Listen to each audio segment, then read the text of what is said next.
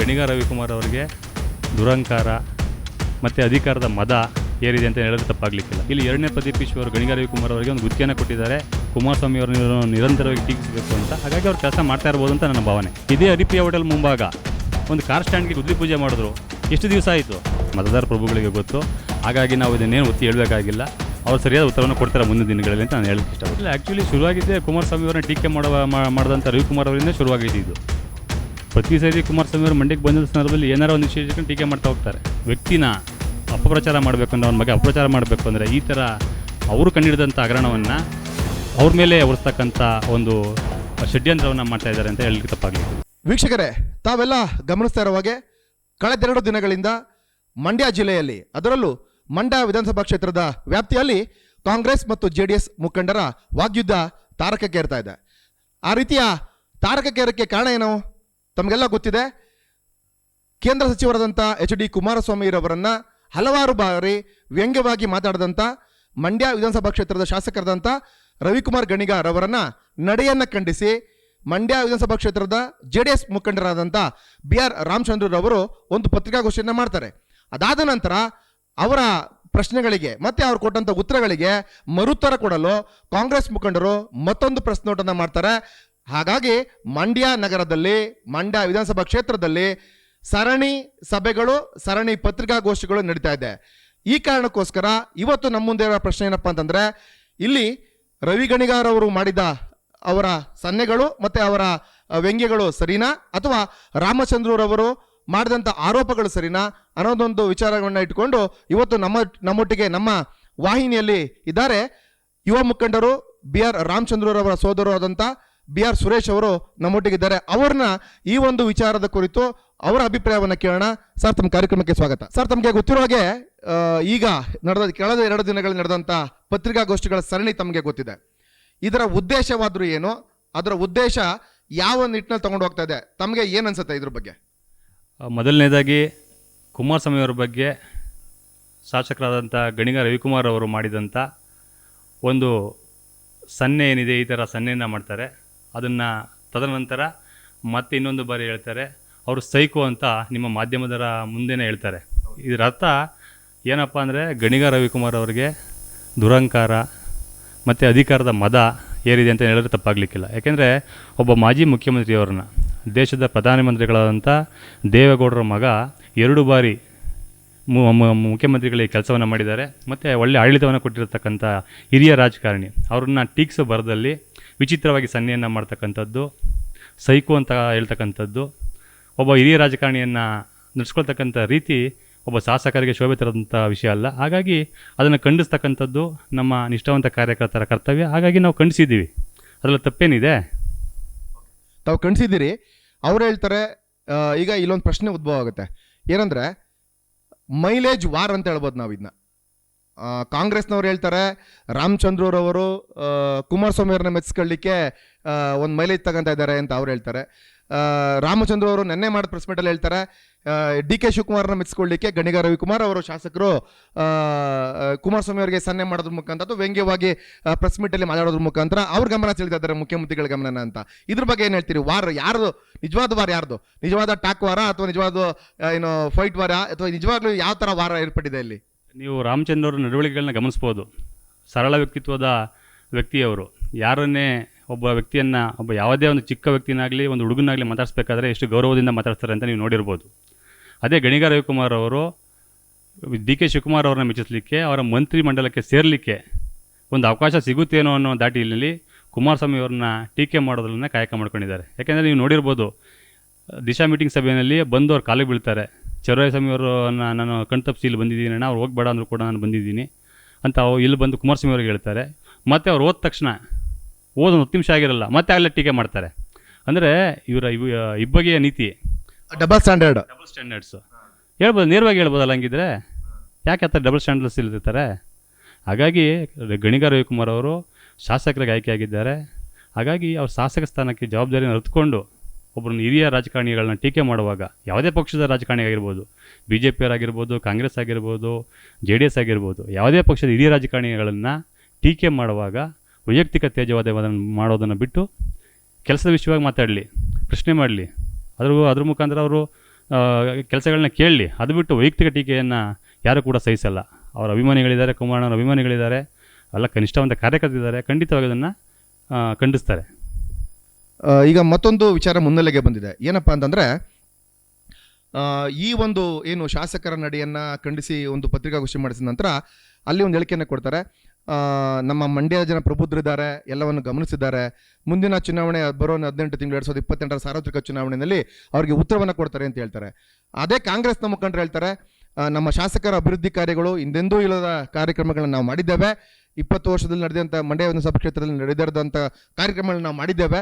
ಹಾಗಾಗಿ ಮತ್ತೊಂದು ಬಾರಿ 2028ಕ್ಕೆ ನಮ್ಮನ್ನೇ ಗೆಲ್ಲಿಸ್ತಾರೆ ಅಂತೇಳಿ ಕಾಂಗ್ರೆಸ್ ಮುಖಂಡರು ಹೇಳ್ತಾರೆ. ಇದಕ್ಕೆ ಅದನ್ನ ಅಭಿಪ್ರಾಯ. ಕೆಲವೊಂದು ಕಡೆ ಗಣಿಗಾರ ರವಿಕುಮಾರ್ ಹೇಳ್ತಾರೆ, ಯಾರೂ ಮಾಡಿರ್ತಕ್ಕಂಥ ಕೆಲಸಗಳನ್ನ ನಾನು ಮಾಡಿಬಿಟ್ಟಿದ್ದೀನಿ ಅಂತ. ಇವ್ರದೇ ಸರ್ಕಾರಗಳ ಅಧಿಕಾರದಲ್ಲಿದ್ದು ಮಾನ್ಯ ಶ್ರೀ ಅಂಬರೀಷ್ ಅಣ್ಣವರಿದ್ದರು, ಎಂ ಶ್ರೀನಿವಾಸ್ ಅವರಿದ್ದರು, ಆತ್ಮಣ್ಣವರಿದ್ದರು, ಇವ್ರು ಯಾರೂ ಮಾಡೇ ಇಲ್ವಾ ಕೆಲಸ? ಹಂಗಾದ್ರೆ ಈಗ ಇವ್ರದೇ ಪಕ್ಷದಲ್ಲಿ ನಮ್ಮ ಸೀನಣ್ಣವರಿದ್ದಾರೆ. ಇವಾಗ ಹಂಗಾರೆ ಅವ್ರೇನು ಕೆಲಸನೇ ಮಾಡಿಲ್ವಾ? ಇವ್ರು ಹೇಳೋದು ಬೇರೆ ಯಾವ ಶಾಸಕರು ಕೆಲಸ ಮಾಡಿಲ್ಲ, ನಾನು ಒಬ್ಬನೇ ಕೆಲಸ ಮಾಡಿರೋದು ಅನ್ನೋ ರೀತಿ ಮಾತಾಡ್ತಾರೆ. ಈಗ ಸರ್ಕಾರ ಅವ್ರದ್ದಿದೆ, ಸ್ವಲ್ಪ ಅನುದಾನಗಳು ಜಾಸ್ತಿ ಕೊಡ್ತಾರೆ, ಕೆಲಸ ಮಾಡಬೇಕು. ಕೆಲಸ ಮಾಡಲಿ ಅಂತಲೇ ಅಧಿಕಾರ ಕೊಟ್ಟಿರೋದು. MLA ಆಯ್ಕೆ ಮಾಡಿರೋದೇ ಕೆಲಸ ಮಾಡಲಿ ಅಂತ. ಜನರ ದುಡ್ಡು, ಟ್ಯಾಕ್ಸ್ ದುಡ್ಡು, ಅದನ್ನು ಕೆಲಸ ಮಾಡಬೇಕು ಅಂತಲೇ ಆಯ್ಕೆ ಮಾಡಿರೋದು. ಅದನ್ನು ಬಿಟ್ಟು ನಾನು ಮಾಡಿದೆ ಯಾರೂ ಮಾಡಿಲ್ಲ ನಾನೇ ಮಾಡಿದೆ ಅನ್ನೋದು ತಪ್ಪು ಅಂತ ನಾನು ಹೇಳ್ತೀನಿ. 1,500 ಕೋಟಿ ಕೆಲಸ ಮಾಡಿದ್ದೀವಿ ಅಂತ ಹೇಳ್ತಾರೆ. ಅದ್ರ ಬಗ್ಗೆ ತಮ್ಮ ಅಭಿಪ್ರಾಯ? 1,500 ಕೋಟಿ ಕೆಲಸ ಮಾಡಿದರೆ ಅದೇನಿದೆ ಶ್ವೇತಪತ್ರ ಹೊಡಿಸ್ಬೇಕಲ್ವಾ? ಯಾವ ಕೆಲಸ ಮಾಡಿದ್ದಾರೆ, ಎಲ್ಲೆಲ್ಲಿ ಕೆಲಸ ಮಾಡಿದ್ದಾರೆ ಹೇಳ್ಬೇಕಲ್ವಾ? ಸುಮ್ಮನೆ ನಾನು ಅಷ್ಟು ಮಾಡಿದೆ ಇಷ್ಟು ಮಾಡಿದೆ ಅಂತ. ನಿನ್ನೆ ಒಂದು ಕಾಮಗಾರಿ ಉದ್ಘಾಟನೆ ಇತ್ತು ಡಣಯಾಂಕಪುರದ ಈಚೆಗೆ ಡಣಯಾಂಕಪುರ. ಆದರೆ ಎಷ್ಟೋ ಕೆಲಸಗಳು ಅದೇ ಥರ ಮಾಡಿರ್ಬೋದಲ್ಲ. ಇದೇ ಹರಿಪ್ರಿಯ ಹೋಟೆಲ್ ಮುಂಭಾಗ ಒಂದು ಕಾರ್ ಸ್ಟ್ಯಾಂಡ್ಗೆ ಗುದ್ಲಿ ಪೂಜೆ ಮಾಡಿದ್ರು. ಎಷ್ಟು ದಿವಸ ಆಯಿತು, ಇನ್ನೂ ಕೂಡ ಕೆಲಸ ಶುರು ಮಾಡಿಲ್ಲ. ಇದು ಹಲವಾರು ಉದಾಹರಣೆಗಳಿದ್ದಾವೆ. ಇವರು ಸುಮ್ಮನೆ ಹೆಸರಿಗೆ ಮಾತ್ರ ಅಷ್ಟು ಕೋಟಿ ಇಷ್ಟು ಕೋಟಿ ಅಂದರೆ ಹೇಳ್ಬೇಕಲ್ಲ. ಎಲ್ಲೆಲ್ಲಿ ಕೆಲಸ ಮಾಡಿದ್ವಿ, ಎಷ್ಟು ಕೋಟಿ ಕೆಲಸ ಮಾಡಿದ್ದೀವಿ, ಎಷ್ಟು ಅನುದಾನ ತಂದೀವಿ ಅಂತ ಹೇಳ್ಬೇಕಲ್ಲ. ಸುಮ್ಮನೆ ಹೇಳ್ತಾ ಹೋದರೆ. ಈಗ ಮತ್ತೊಂದು ವಿಚಾರ ಹೇಳ್ತಾರೆ. ಮೊನ್ನೆ ಪತ್ರಿಕಾಗೋಷ್ಠಿ ಸಂದರ್ಭದಲ್ಲಿ ರಾಮಚಂದ್ರ ಅವರ ವರ್ತನೆ ದೂಂಡಾ ವರ್ತನೆ ಆಗಿತ್ತು. ಒಂದು ಒಬ್ಬ ಪುಡಿ ರೌಡಿಯ ರೀತಿ ನಡ್ಕೊಂಡ್ರು, ಅವರ ವರ್ತನೆ ಸರಿ ಇರಲಿಲ್ಲ, ಅವರ ಬಾಡಿ ಲ್ಯಾಂಗ್ವೇಜ್ ಸರಿ ಇರಲಿಲ್ಲ ಅನ್ನೋದು ಹಲವಾರು ಕಾಂಗ್ರೆಸ್ ಮುಖಂಡರ ಮಾತು ಮತ್ತು ವಾದ. ಅದ್ರ ಬಗ್ಗೆ ತಮ್ಮ ಅಭಿಪ್ರಾಯ ಏನು ಹೇಳ್ತೀರಿ? ನಮ್ಮ ಮಂಡ್ಯ ಕ್ಷೇತ್ರದ ಮತದಾರರು ಪ್ರಬುದ್ಧರಿದ್ದಾರೆ, ಜಾಣರಿದ್ದಾರೆ, ಬುದ್ಧಿವಂತರಿದ್ದಾರೆ.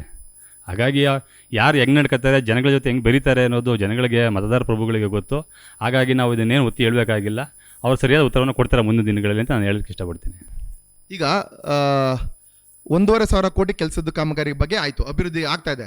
ಇವತ್ತು ಏನಾಗಿದೆ, ಸಾರ್ವಜನಿಕ ವಲಯದಲ್ಲಿ ಎಲ್ಲ ಕೂಡ ರಾಜಕೀಯ ಕ್ಷೇತ್ರದಲ್ಲಿ ಇರ್ತಕ್ಕಂಥ ಮುಖಂಡರುಗಳು ಎಲ್ಲ ಕೂಡ ಗಾಜಿನ ಮನೆಯಲ್ಲಿ ಇರುವಂಥವ್ರೆ. ಅದನ್ನು ಹಲವಾರು ಬಾರಿ ಪ್ರಮುಖ ಮುಖಂಡರುಗಳು ಕೂಡ ಹೇಳಿದ್ದಾರೆ. ರಾಜಕೀಯ ವಿಶ್ಲೇಷಣೆ ಮಾಡುವಾಗ ಎಲ್ಲರೂ ಕೂಡ ಗಾಜಿನ ಮನೆಯಲ್ಲಿ ವಾಸ ಮಾಡ್ತೀವಿ, ನಾವು ಅವ್ರಿಗೆ ಗಾಳಿಯಲ್ಲಿ ಗುಂಡೊಡಿಬಾರ್ದು ಅನ್ನೋ ವಿಚಾರ ಇದೆ. ಅಂದರೆ ಸುಮ್ಮನೆ ಒಂದು ಆರೋಪವನ್ನು ಮಾಡಬಾರ್ದು ಅಂತೇಳಿ. ಹಾಗಾಗಿ ಈಗ ಆರೋಪ ಯಾವ ಕಡೆಯಿಂದ ಶುರುವಾಯಿತು? JDS ಇಂದ ಶುರುವಾಯಿತಾ ಅಥವಾ ಕಾಂಗ್ರೆಸ್ಸಿಂದ ಶುರುವಾಯಿತಾ? ಇಲ್ಲ, ಆ್ಯಕ್ಚುಲಿ ಶುರುವಾಗಿದ್ದೇ ಕುಮಾರಸ್ವಾಮಿ ಅವ್ರನ್ನ ಟೀಕೆ ಮಾಡಿದಂಥ ರವಿಕುಮಾರ್ ಅವರಿಂದ ಶುರುವಾಗಿದ್ದು ಇದು. ಪ್ರತಿ ಸಾರಿ ಕುಮಾರಸ್ವಾಮಿ ಅವರು ಮಂಡ್ಯಕ್ಕೆ ಬಂದ ಸಂದರ್ಭದಲ್ಲಿ ಏನಾರ ಒಂದು ವಿಶೇಷಕ್ಕೆ ಟೀಕೆ ಮಾಡ್ತಾ ಹೋಗ್ತಾರೆ. ಅಂದರೆ ಕುಮಾರಸ್ವಾಮಿ ಟೀಕೆ ಮಾಡಿದ್ರೆ ನಾನು ಲೈಮ್ ಲೈಟ್ಗೆ ಬರ್ತೀನಿ, ಕುಮಾರಸ್ವಾಮಿ ಟೀಕೆ ಮಾಡಿದ್ರೆ ನನ್ನ ರಾಜನಾಯಕರು ಗುರುತಿಸ್ತಾರೆ, ಕುಮಾರಸ್ವಾಮಿ ಟೀಕೆ ಮಾಡಿದ್ರೆ ನನಗೆ ಸಚಿವ ಸ್ಥಾನ ಕೊಡ್ತಾರೆ ಅಂತ ಏನಾದರೂ ಮಾಡ್ತಾ ಇದ್ದಾರಾ?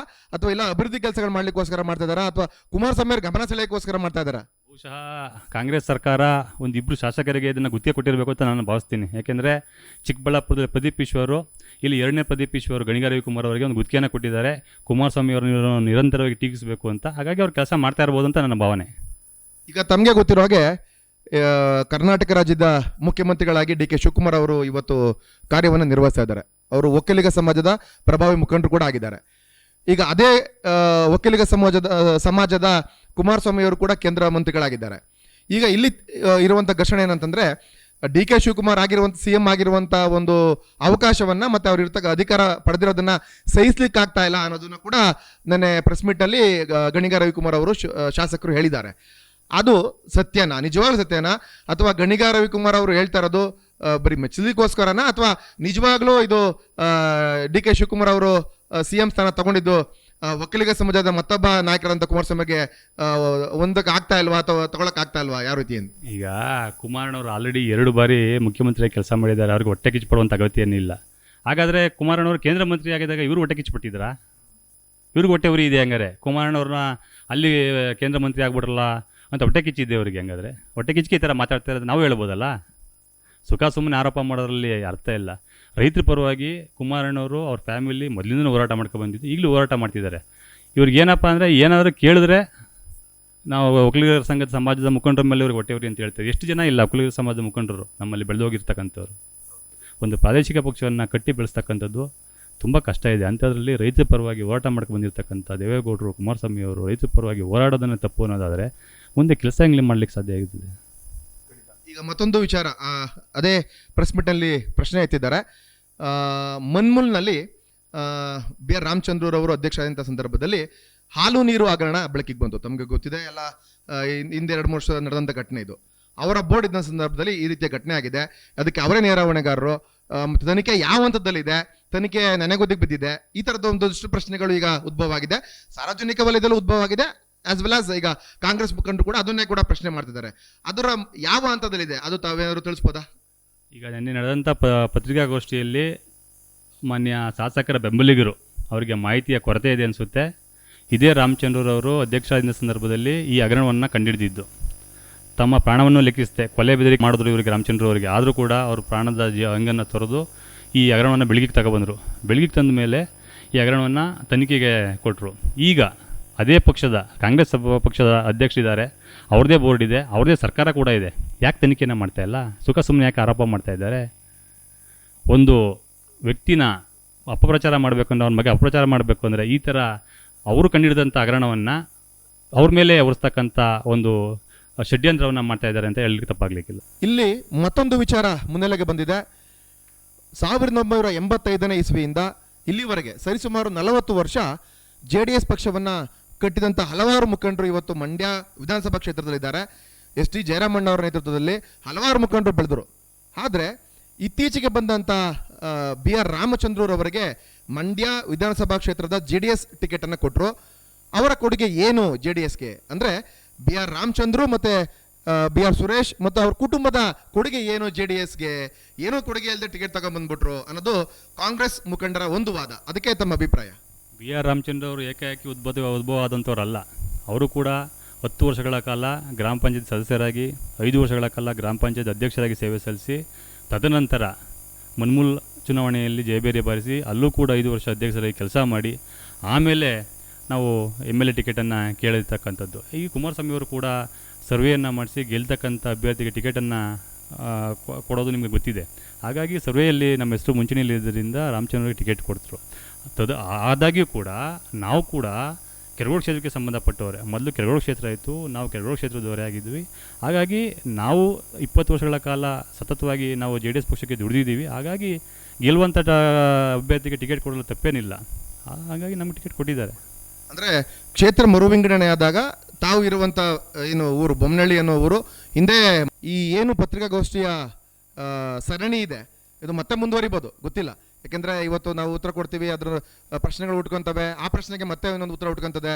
ಇಲ್ಲಿ ಏನು ಕ್ರೆಡಿಟ್ ವಾರ್ ಅಂತ ಆಗಲಿ ನಾನು ಹೇಳ್ದಂಗೆ ಕ್ರೆಡಿಟ್ ವಾರ್ ಮುಂದುವರಿತದ, ಏನಾಗುತ್ತೆ ನೋಡೋಣ, ಕಾದು ನೋಡೋಣ ಹೇಗಾಗುತ್ತೆ ಅಂತ, ಮುಂದೆ ಕಾದು ನೋಡೋಣ.